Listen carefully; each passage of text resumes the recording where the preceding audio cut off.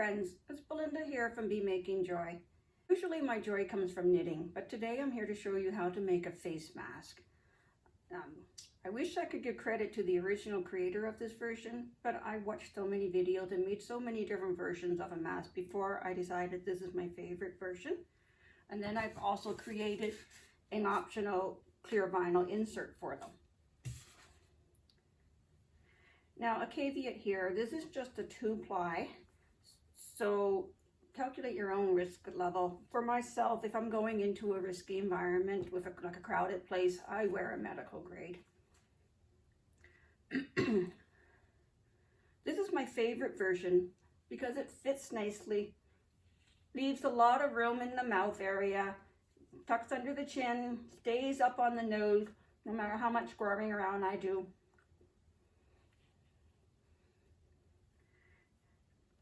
And here are the materials you need.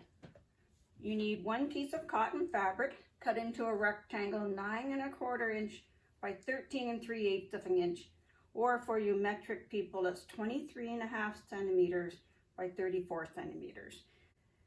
Cotton is recommended because the natural fibers of cotton do a better job of trapping the particles, filtering. You need elastic straps, 2 of them. I use adjustable straps that I bought from an Etsy shop.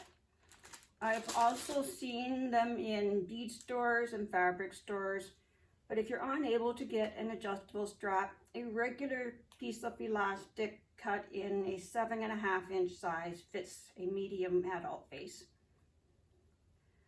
For the optional vinyl insert, I've cut a sheet of vinyl 3½ inches by 5½ inches. The vinyl I'm using is one that I bought years ago at a fabric store. I've also heard of people using shower curtains for this. I'm not sure about the appropriateness of that. Again, judge your own risk level. And then of course we need pins and a sewing machine, unless you have the patience to hand sew it, which I do not. So let's see, let me change the camera view and we'll get started. Now we need to fold and cut our fabric. So you're going to lay it out horizontally, fold it from left to right,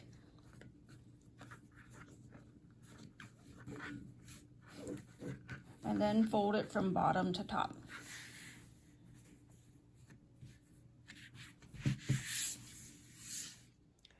Now we need to mark this top edge in 4ths, which I find easy enough to do by just folding and creasing.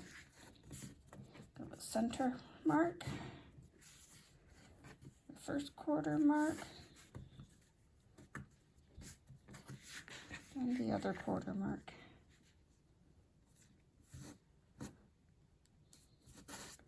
And then we mark the bottom 1½ inch up from the edge, or we can just see it on my ruler there. We're going to cut from that 1½ inch mark to the first top quarter mark.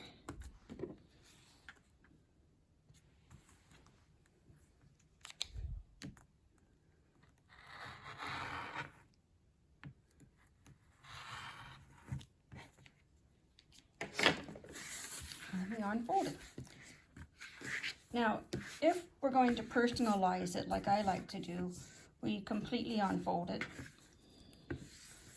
And I will embroider my company name about 1 inch up from the bottom, parallel with that bottom left diagonal line, about 1 inch, and remembering to leave a seam allowance. So I'll start printing right about here. And I am blessed that I have a sewing machine that can do this. The next step is to attach the elastics. We're going to lay the fabric out vertically, right side up, fold it from top to bottom so that the right side is to the inside. We're going to mark that first quarter mark that we made earlier on both sides.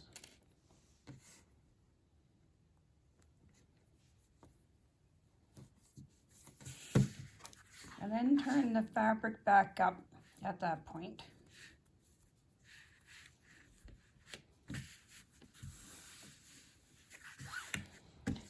an elastic, attach one side of the elastic, one end of the elastic, right at that fold, right just below that fold.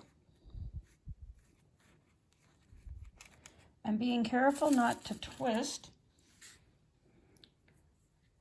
we're going to attach the other side of the elastic a centimeter up from the bottom edge.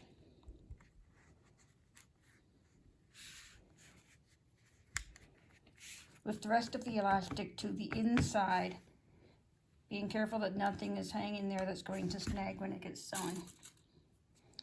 Then we do the same to the other side.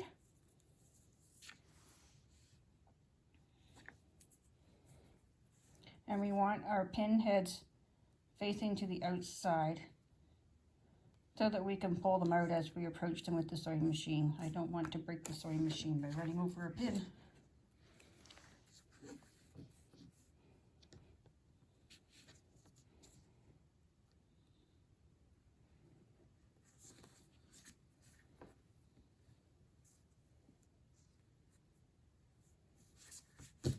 Then we fold that back down, add a few more pins. Oops.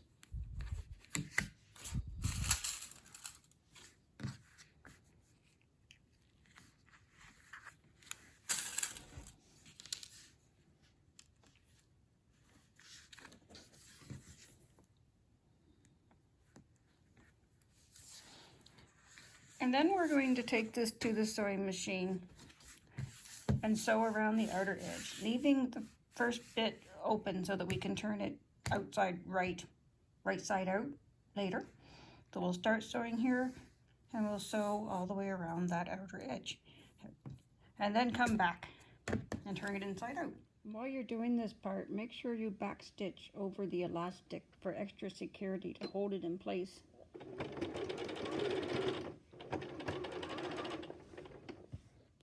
Now let's turn that piece right side out just by stuffing everything through that hole.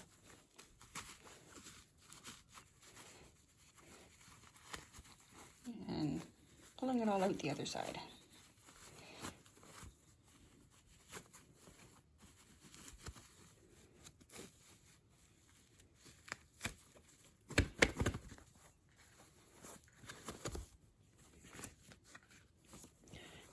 Now I'm going to use a chopstick, a smooth chopstick, to tuck out all those corners.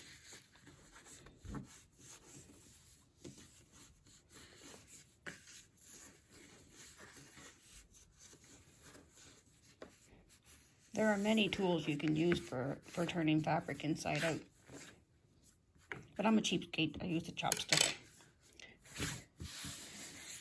Next step, I would iron this flat, which I'm going to skip right now. And then we'll fold this top down backwards.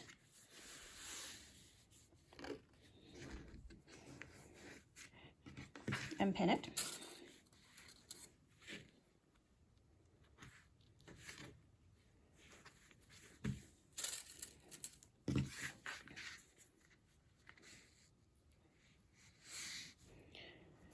But actually, if you were going to do the vinyl insert, you would not turn that back yet. You would want to cut a window 4.5 inches by 2.5 inches. Then we'll mark an outer rectangle 1/4 of an inch wider than that. Cut out the center rectangle, snip into the corners of the outer rectangle, and fold it back. Press it, insert the vinyl sheet, and then sew around the window with a thread that matches the fabric. Fold that top part back and pin it.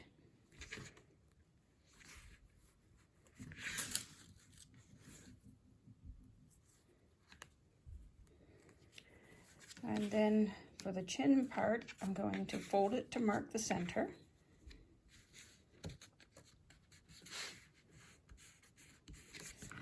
And then we make 2 little pleats on each side of one on each side of that center mark. and pin that. Pleat the other side.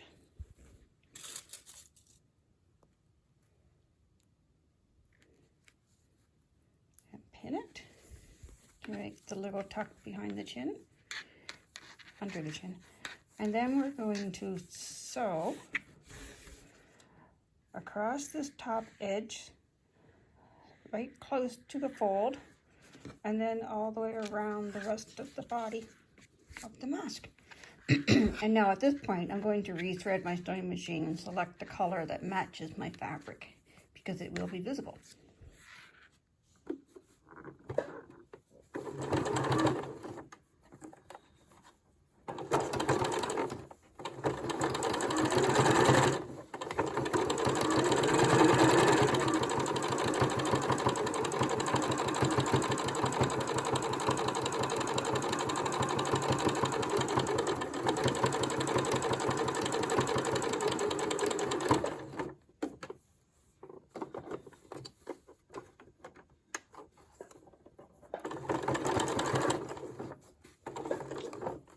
Getting it started in every corner.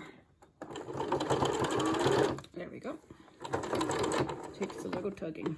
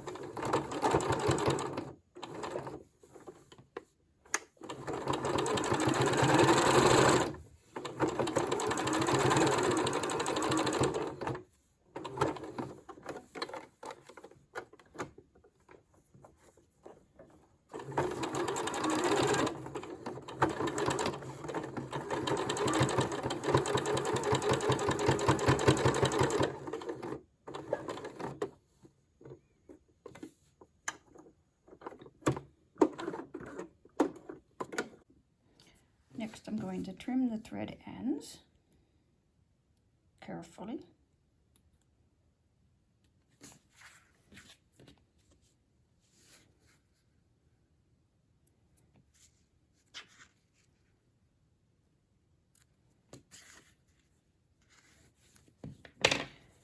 And then take that nose bridge and fold it outward, lining up the bottom and the sides of the mask, pressing the nose bridge outwards, and then I'm going to iron it in place like that. Now this mask is reusable. I throw it in the washing machine with the rest of my clothes and the dryer. And I could iron it back out again afterwards if I wish, but I haven't really been doing that. The nose piece has been holding its shape pretty good.